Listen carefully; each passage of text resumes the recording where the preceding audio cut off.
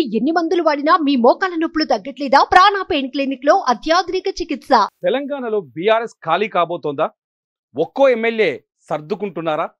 కనీసం కేసీఆర్ అంచనాలకు కూడా అందకుండా ఉందా అంటే పరిస్థితులు అవుననే సమాధానం చెబుతున్నాయి.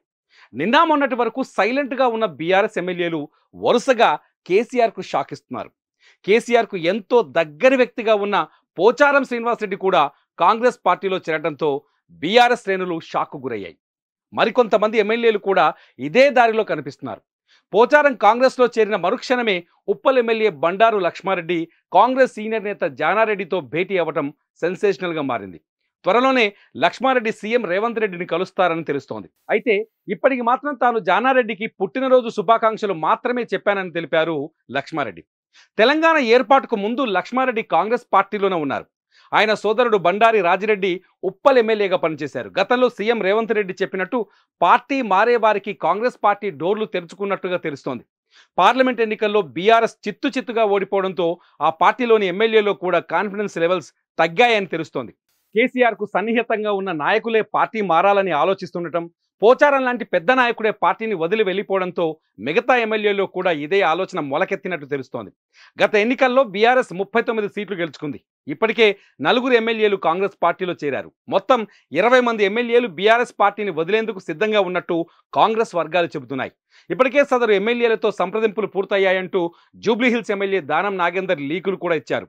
కేవలం గ్రేటర్ హైదరాబాద్ నుంచే ఎక్కువ మంది ఎమ్మెల్యేలు కాంగ్రెస్ పార్టీ తీర్థం పుచ్చుకోనున్నట్టు తెలుస్తోంది. ఇందులో మాజీ మంత్రి మల్లారెడ్డి, ముఠా గోపాల్, సుధీర్ రెడ్డి, ప్రకాష్ గౌడ్, కొత్త ప్రభాకర్, వివేక్, గూడెం మహిపాల్ రెడ్డి, కాలే యాదయ్య, అరికెపుడి గాంధీల పేర్లు వినిపిస్తున్నాయి. కేసీఆర్ సొంత జిల్లా మెదక్ నుంచి 3 ఎమ్మెల్యేలు పార్టీ మారేందుకు సిద్ధంగా ఉన్నారంటున్నారు. ఇందులో ఓ సీనియర్ ఎమ్మెల్యే కేబినెట్లో చోటు అడుగుతున్నట్టుగా తెలుస్తోంది. మహబూబ్ నగర్ జిల్లా నుంచి 2 బీఆర్ఎస్ ఎమ్మెల్యేలు ఇప్పటికే రేవంత్ రెడ్డితో మాట్లాడుతున్నట్టు తెలుస్తోంది. ఎమ్మెల్యేలు మాత్రమే కాదు, ఎన్నికల్లో ఓడిపోయిన సీనియర్ నాయకులు కూడా కొంతమంది రేవంత్ రెడ్డిని కలిసేందుకు ప్రయత్నిస్తున్నారు. మాజీ మంత్రి ఎర్రబెల్లి దయాకర్ రావు ఇప్పటికే సీఎం రేవంత్ రెడ్డితో మాట్లాడేందుకు ప్రయత్నిస్తున్నట్టు తెలుస్తోంది. అయితే పార్టీలో చేరేందుకు సుముఖత చూపిస్తున్న ఎమ్మెల్యేలంతా ప్రభుత్వంలో ఏదో ఒక పదవిని కోరుకుంటున్నట్టు సమాచారం. ఇదిలా ఉంటే బీఆర్ఎస్ ఎల్పీని కాంగ్రెస్లో విలీనం చేసేందుకు ప్రయత్నాలు జరుగుతున్నాయనే చర్చ కూడా రాజకీయ వర్గాల్లో కనిపిస్తోంది. ఎన్నికల్లో 39 సీట్లు గెలుచుకుంది బీఆర్ఎస్. అందులో కంటోన్మెంట్ ఎమ్మెల్యే రోడ్డు ప్రమాదంలో కన్నుమూయటంతో అక్కడ జరిగిన ఉప ఎన్నికను కాంగ్రెస్ పార్టీ మళ్లీ గెలుచుకుంది. దీంతో బీఆర్ఎస్ ఎమ్మెల్యేల సంఖ్య 38కి చేరింది. పార్లమెంట్ ఎన్నికలకు ముందు దానం నాగేందర్, కడియం శ్రీహరి, తెల్లం వెంకట్రావు కాంగ్రెస్లో చేరారు. తాజాగా పోచారం శ్రీనివాసరెడ్డి కాంగ్రెస్లో చేరారు. త్వరలో ఉప్పల్ ఎమ్మెల్యే కూడా కాంగ్రెస్ పార్టీలో చేరతారని తెలుస్తోంది.